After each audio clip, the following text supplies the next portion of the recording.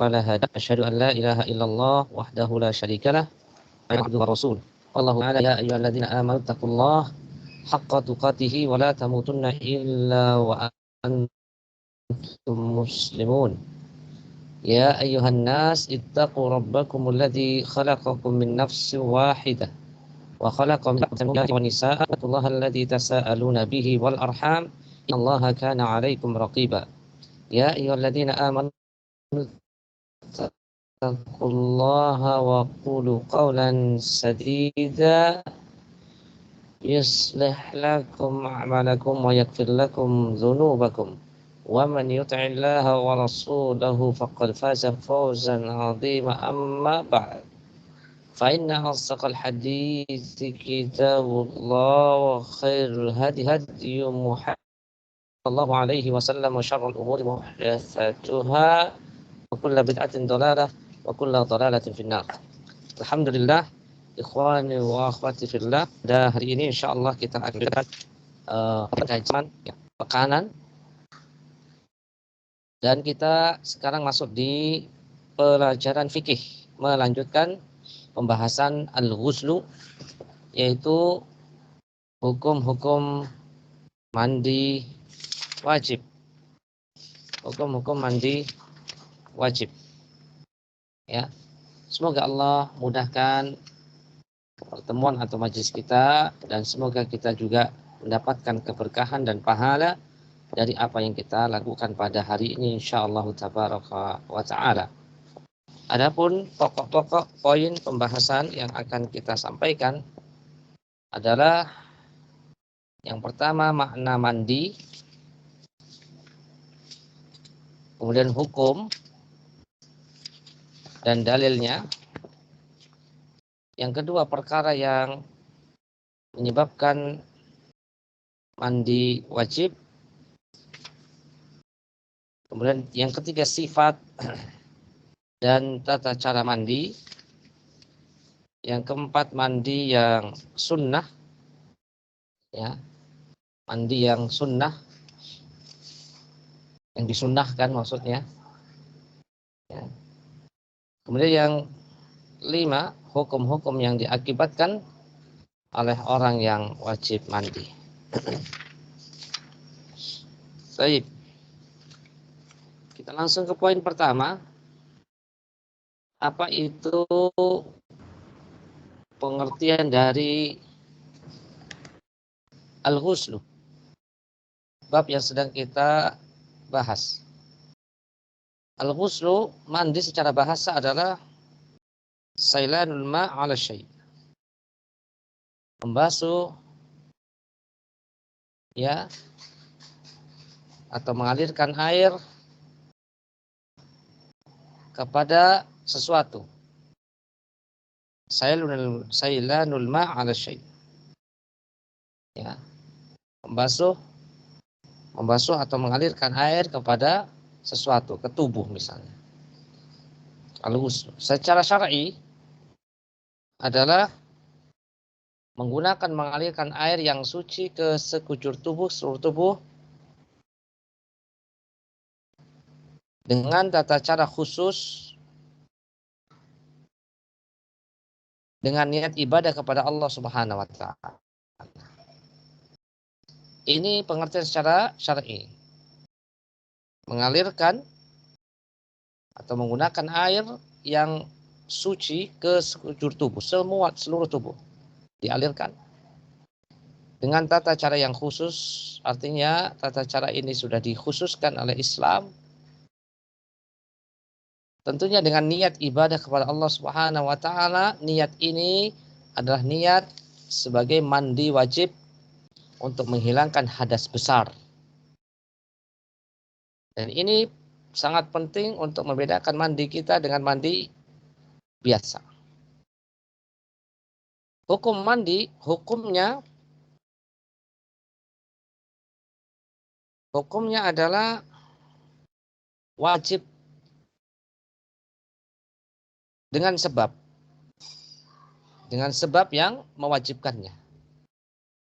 Misalnya junub, sebagaimana Allah Subhanahu wa taala berfirman dalam surat Al-Maidah ayat 6. Ya, di mana Allah Subhanahu wa taala berfirman, wa in kuntum junuban fattahharu.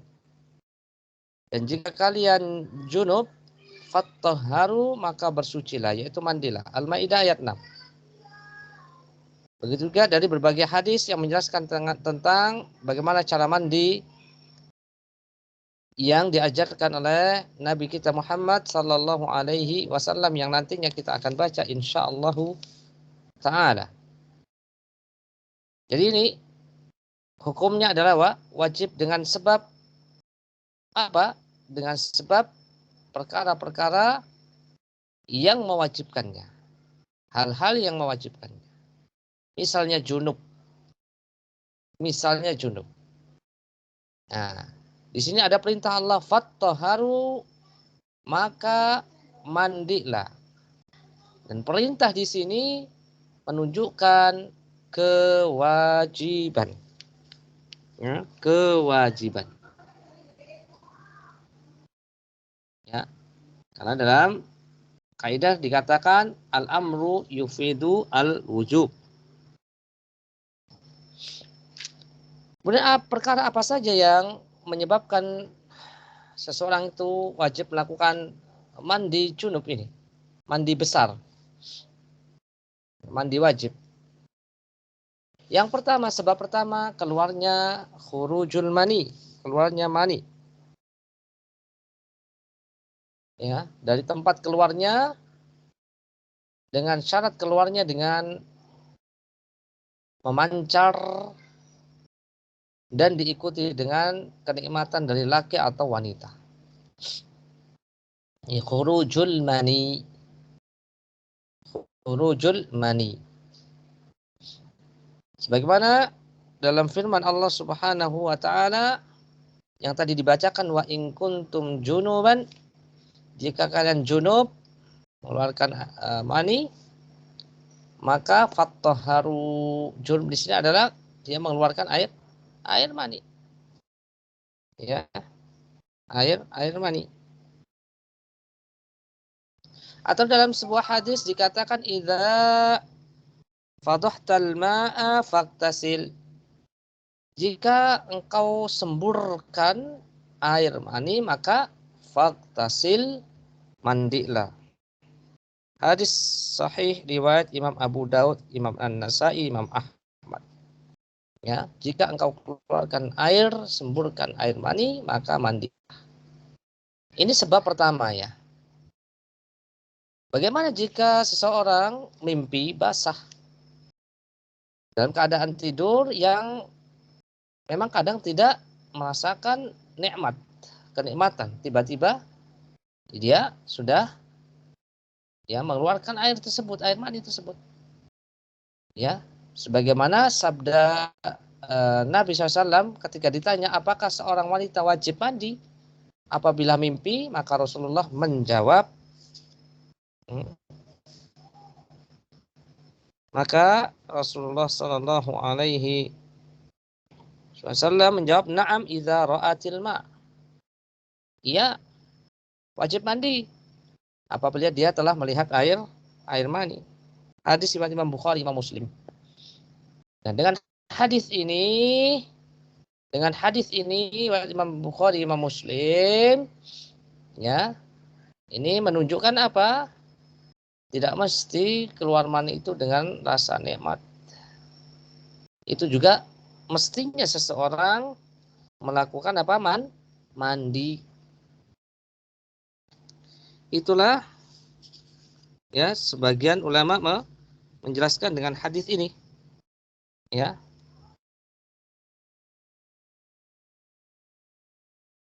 Yaitu pendapat Imam Syafi'i.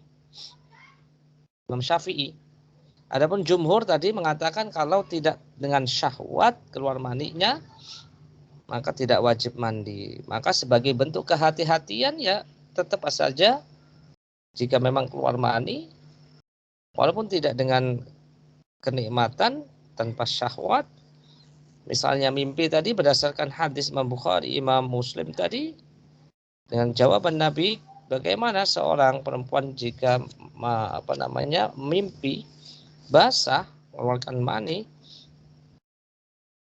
Maka dijawab oleh Nabi, ya wajib mandi jika melihat air. Wallahu ta'ala a'la wa a'lam. Kemudian sebab seseorang mandi wajib mengharuskan seseorang itu melakukan mandi wajib. Yang kedua, bertemunya dua kemaluan, yaitu maksudnya kemaluan laki-laki dan perempuan, hubungan intim di sini. Ya walaupun tanpa mengeluarkan air mani atau belum mengeluarkan air mani. Ini sebab kedua, iltiqaul khitanain walau min ghairi inzal. Ya. Jika sudah masuk, ya, artinya sudah terjadi hubungan intim di sini. Maka wajib mandi, laki-laki maupun perempuan. Ya, ini dasarnya. Idza jalasa baina syu'abihal arba' thumma jahadah faqad wajabal ghuslu wa illam yunzil. Apabila telah duduk di antara empat cabangnya, yaitu perempuan, ini adalah kinayah atau majas atau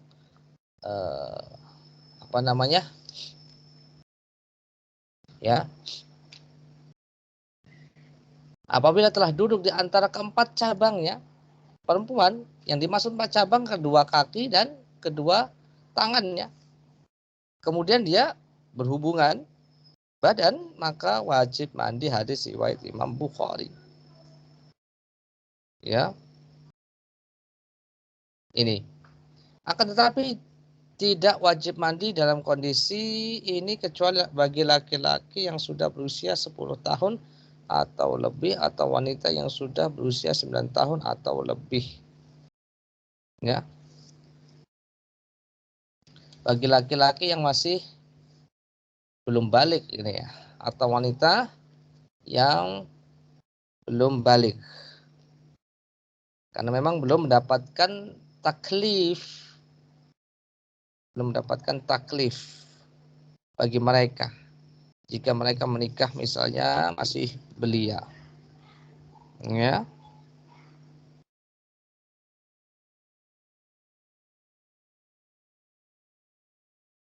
Kemudian yang ketiga.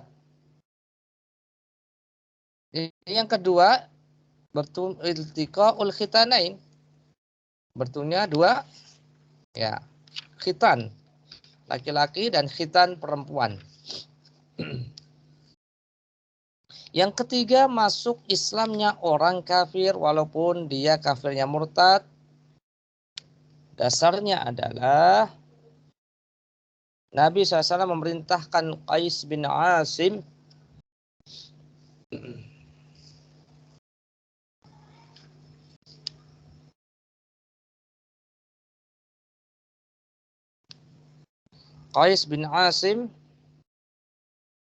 ya, agar mandi saat dia masuk Islam. Ya. Ini dasarnya. Ini hadis riwayat Imam Abu Daud, Imam Tirmidzi, Imam An-Nasai. Di situ nggak ditulis. Ya. Itu perintah dari Nabi. Pada Qais bin Asim, Nabi menyuruhnya untuk mandi. Sebab yang ketiga. Sebab yang keempat, seseorang wajib mandi, ya, mandi besar, berhentinya darah haid dan nifas. Ketika seorang perempuan, seperti biasa mereka mendapatkan siklus haid sebulan itu beberapa hari, kemudian ketika dia melahirkan ada nifas di sini. Ya, 40 hari misalnya. Maka setelah selesai mereka suci haid, ya, dari haid kemudian suci dari nifas, maka baginya untuk mandi wajib. Ya, berdasarkan hadis Aisyah radhiyallahu anha bahwa Nabi SAW bersabda kepada Fatimah binti Abi Hubayshi,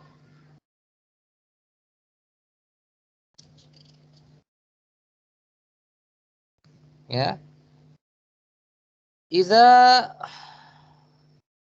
aqbalatil haidah fada'is salah. Nabi mengatakan, jika haid datang, mendatangimu, fada'is salah, tinggalkan salat. Berarti salat nggak perlu. Nggak boleh seseorang kalau sudah haid salat, haram, nggak boleh. Wa idza adbarat faktasili wasalli. Dan jika haid itu berhenti, yaitu sudah selesai, faktasili, maka mandilah, wasalli, dan sholatlah. Dan sholatlah.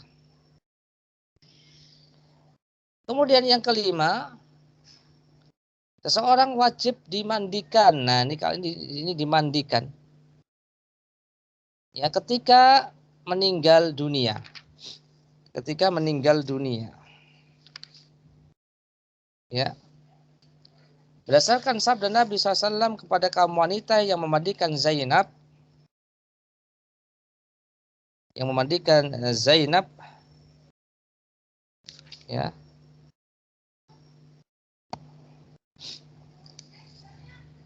Putri Nabi SAW, igsilnaha. Mandikanlah ia. Mandikan Zainab. Mandikan Zainab. Ini perintah dari Nabi SAW. Ya.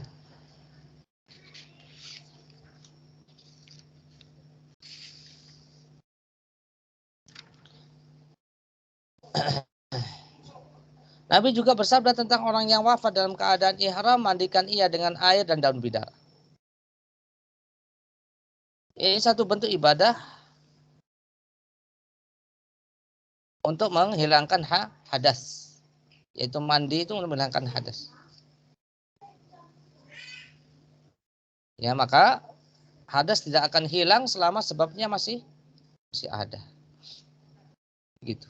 Jadi 5 tadi perkara yang membuat seseorang itu ya harus melakukan mandi wajib. Poin selanjutnya sifat, bagaimana tata cara kaifiyat dan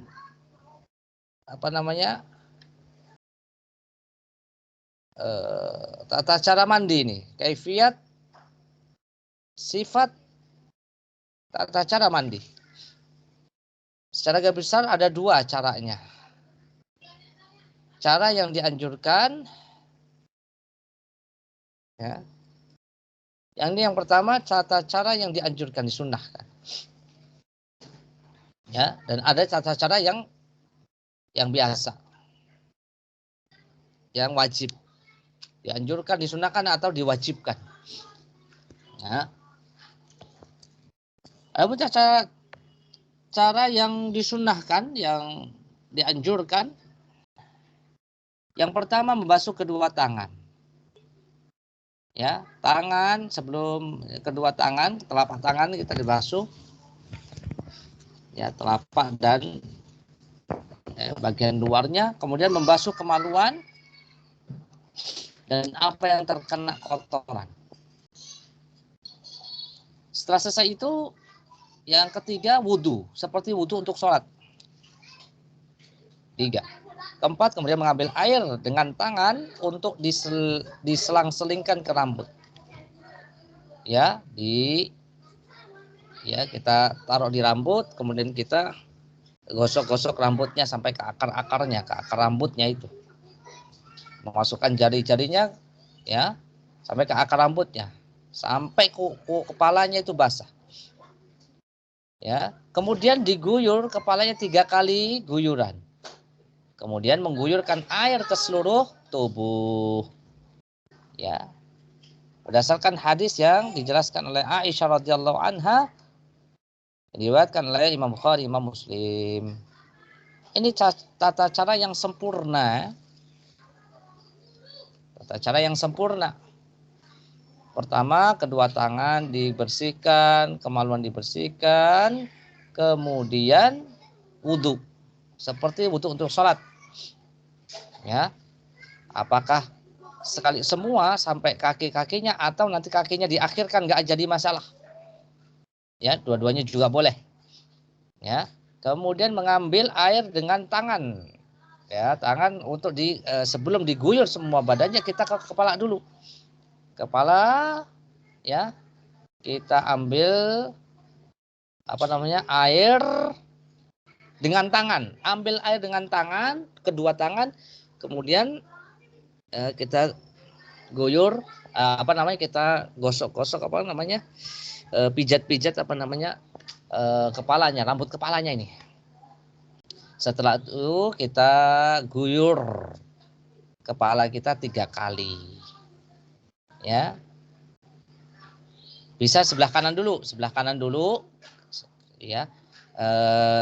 Kepala kita sebelah kanan dulu, yang bagian kanan, baru sebelah kiri, begitu boleh.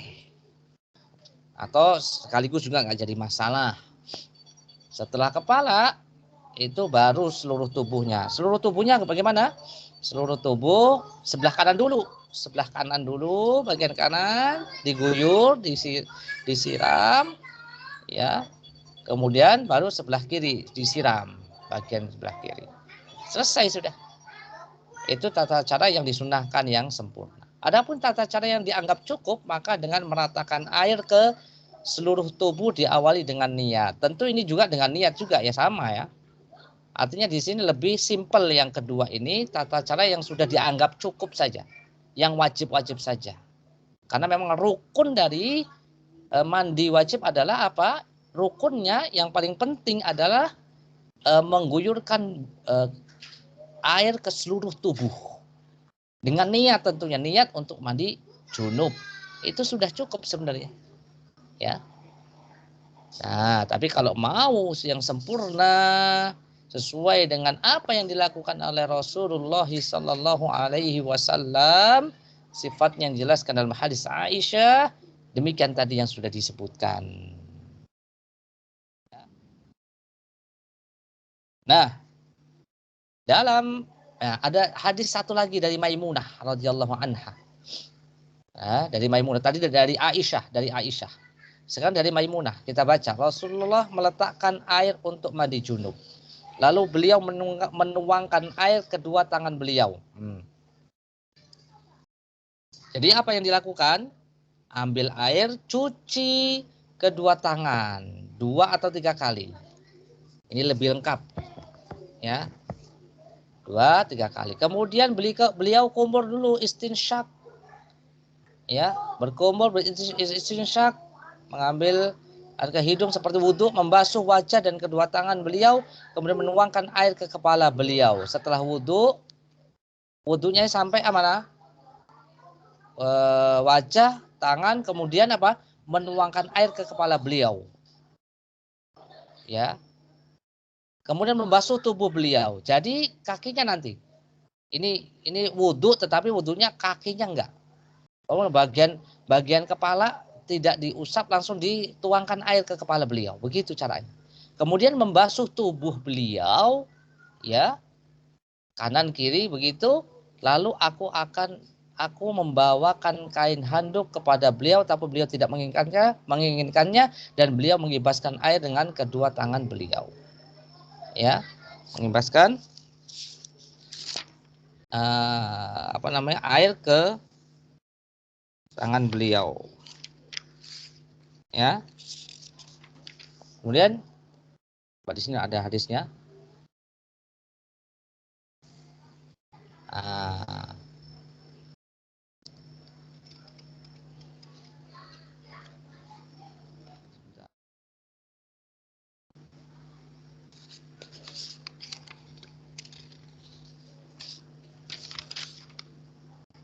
Mana nih?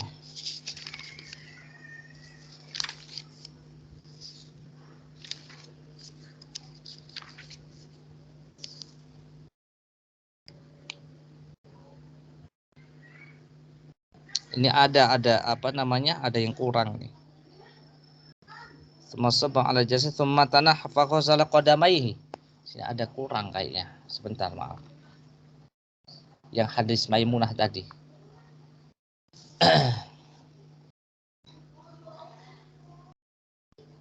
Kemudian menuangkan air ke kepala beliau.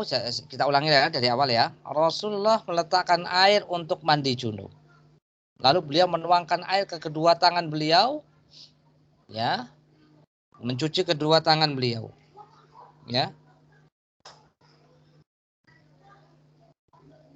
ya. Faghasala madzakirahu wa fi riwayah farjahu wa ma asabahu min adza. Semadalla kayadahu bil ardi au bil haid. Ya. Sebelum berkumur ini ada nih sebenarnya ada nih. Setelah mencuci tangan dua atau tiga kali, ya, Nabi Shallallahu Alaihi Wasallam mencuci kemaluannya, sampai bersih dari kotoran-kotorannya. Sumadalla kayadahu bil ardi, kemudian setelah mencuci kemaluannya, jadi setelah ini setelah mencuci kemaluannya, beliau mencuci tangannya, ya, dengan menggosok-gosokkan ke tanah atau ke dinding. Summa ghasala, kemudian dicuci tangannya. Summa matmada wastansyaqa, kemudian baru berkumur beristinsyak, menghirup air ke hidung, baru ke sini. Jadi di sini ada yang kurang di sini. Ya. Nah, nanti ada kekurangannya, saya bacakan dulu hadisnya ya. Summa matmada wastansyaqa, kemudian berkumur istinsyak, menghirup air ke hidung. Wa ghasala wajhahu wa yadayhi wa ghasala ra'sahu, membasuh wajahnya, ya benar ini wajah, dan kedua tangan beliau seperti wudu biasa, ya. Wa ghasala tsumma sabba ala jasadihi. Wa ghasala ra'sahu berarti membasuh menuangkan air ke kepala beliau, membasuh ya, bukan mengusap. Dituangkan ya, membasuh kepala beliau. Berarti dituangkan air ke kepala beliau. Ini bedanya ya. Ya, kemudian membasuh tubuh beliau, summa sabba ala jasadihi, summa tanahha fa ghassala qadamaihi. Ya, setelah selesai membasuh tubuh beliau, kemudian tanahha menjauh, lalu setelah itu terakhir beliau membasuh kedua kakinya. Nah, di sini enggak disebutkan ini. Ya, enggak disebutkan. Fa nawaltuhu kharqah faqala biyadi hakadha wa lam yuridha. Lalu setelah membasuh kedua kakinya, di sini terakhir, di sini ini kurang ya, mohon maaf, di sini kayaknya kurang. Setelah membasuh kedua kakinya, lalu aku membawakan, yaitu Maimunah membawakan kain handuk untuk dipakai Nabi, tetapi Nabi enggak mau, dengan mengibaskan air dengan kedua tangan beliau. Muttafaqun alaih. Ya. Jadi sifatnya sama seperti hadis Aisyah, cuman di sini di hadis Maimunah untuk bagian kakinya itu bagian akhir, tidak di awal, begitu. Ini sama ya. Ini sama. Ini semakna dengan hadis Aisyah yang tadi dibacakan. Rasulullah menyela-nyela rambut kepala beliau dengan tangannya sampai ketika beliau yakin air telah membasuh kulit kepalanya, jadi dibasuh, bukan diusap. Kalau wudhu biasa diusap, jadi dibasuh, dikasih air, dituangkan air, ya. Lalu menyiramkan air 3 kali di atas kepala, kemudian beliau memandikan seluruh tubuh beliau. Muttafaqun alaih. Begitu ya. Tidak wajib bagi wanita untuk membuka ikatan rambutnya jika memang dia rambutnya dikepang, ditali ketika mandi junub. Mandi junub ya, tetapi ketika mandi junub, mandi wajib karena haid, maka wajib diurai. Di sini berdasarkan hadis Ummu Salamah, ya, Ummu Salamah pernah bertanya kepada Nabi, wahai Rasulullah, sungguhnya aku adalah wanita yang mengikat rambut, yaitu mengepang rambut. Nah, Ummu Salamah, apakah aku harus membukanya untuk mandi junub? Beliau menjawab, tidak, cukup bagimu hanya menuangkan air, disiram aja air ke rambut yang masih dikepang dengan sepenuh kedua telapak tangan, ya, di atas kepala 3 kali.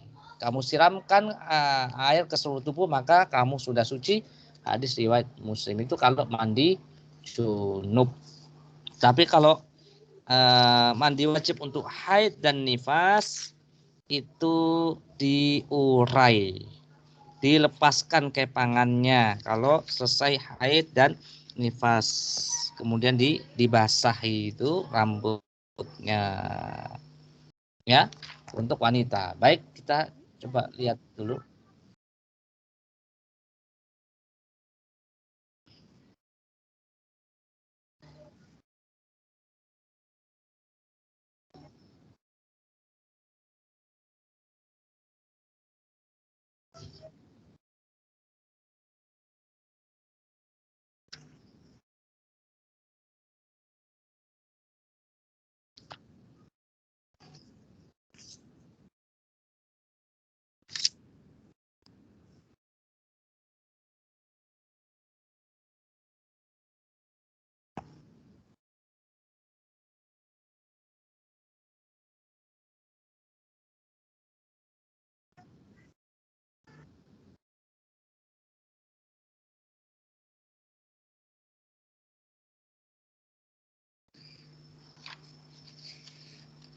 Itu tutorial singkat dari video.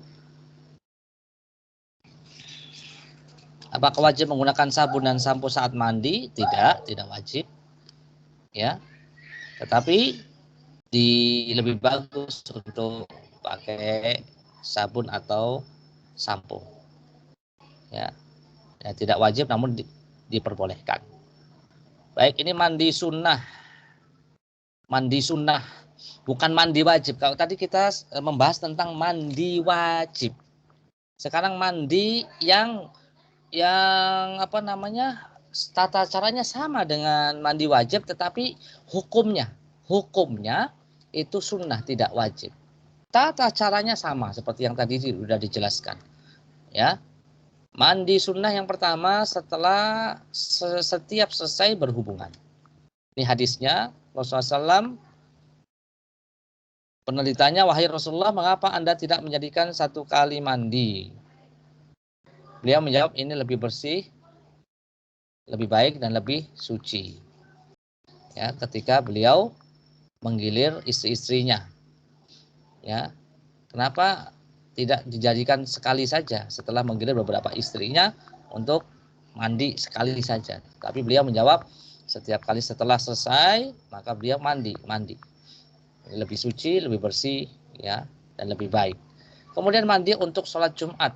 Ini mandi sunnah. Apabila salah seorang dari kalian mendatangi sholat Jumat, maka hendaklah dia mandi. Hadis riwayat Imam Bukhari. Dan mandi ini adalah mandi yang sunnah yang paling ditekankan. Bahkan para ulama juga mengatakan ini, ada yang mengatakan ini adalah wajib, ya. Ini adalah wajib mandi Jumat itu, ya.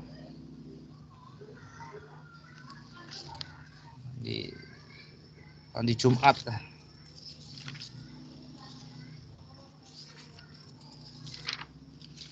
Baik, setelah itu ada mandi sunnah yang lain, mandi setiap selesai berhubungan. Tadi sudah, ya.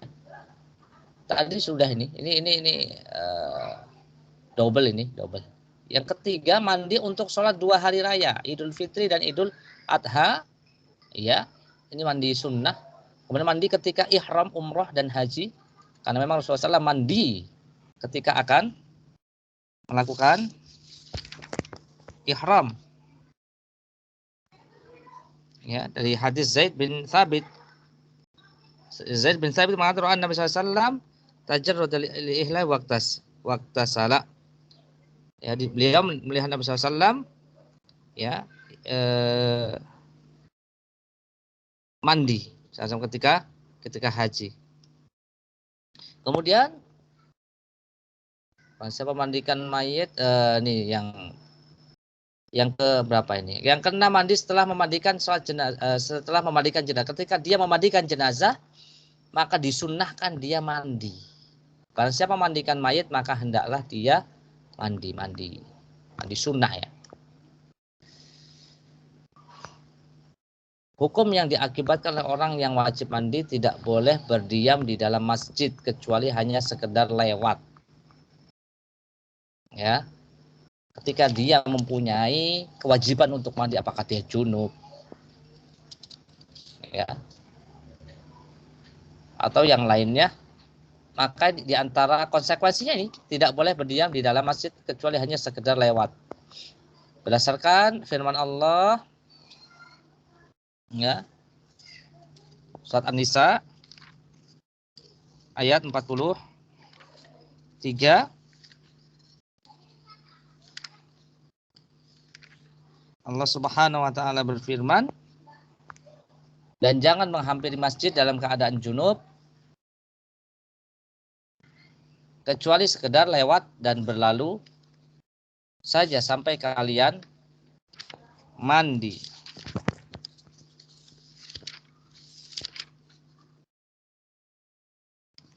Ya. Ya ayyuhalladzina amanu la taqrabus shalah. Yang beriman, janganlah engkau mendekati salat wa antum sukara, sedangkan engkau dalam keadaan mabuk, hatta ta'lamu, sampai kalian itu sadar. Mata qulu, terhadap apa yang kalian lakukan, katakan. Hatta ta'lamu mata qulun, sadar dengan apa yang kalian katakan. Wala junuban, dan janganlah engkau mendekati salat atau masjid dalam keadaan junuban, illa abiri sabilin hatta taktasilu, kecuali yang sekedar lewat berlalu saja sampai engkau itu taktasilu. Ya, taktasilu yaitu mandi. Ya, junuban di sini, junuban, lihat ya. Di sini lihat junuban. Junub. Kenapa? Kalau junub itu kan pertama bisa segera mandi, beda dengan haid. Ini kan tidak dikatakan haid di sini. Wala junuban dalam ayat ini. Adapun perkara haid itu lain lagi ya. Apabila dia berwudu, maka boleh berdiam di masjid karena hal itu diriwayatkan secara sahih dari para sahabat.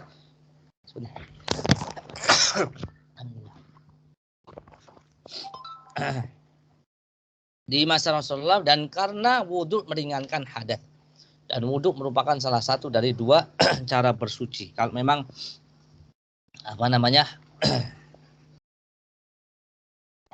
terpaksa, ya minimal dengan wudu kalau mau berdiam di masjid. Tapi bagi yang junub segera saja. Lebih baik untuk melakukan mandi. Afwan. Baik, ini yang pertama. Yang kedua, tidak boleh baca Quran orang junub. Ini orang junub ya. Adapun haid dan nifas beda lagi. Kalau junub bisa langsung mandi. Adapun haid dan nifas beda lagi pembahasannya. Jadi orang junub tidak boleh baca sedikit pun Quran sampai dia bersuci. Baca aja nggak boleh. Ya, baca. Nggak megang mushaf, nggak megang mushaf. Nggak boleh baca dengan hafalannya sampai dia bersuci mandi berdasarkan hadis Ali. Dia berkata, kana alaihi wasallam la yamnu min qira'atil Qur'an syai'un illal janabah. Tidak ada sesuatu pun yang menghalangi Rasulullah. Kana alaihi wasallam la yamna'uhu. Tidak ada sesuatu yang menghalangi Rasulullah untuk melarang membaca Quran. Ini kurang ya.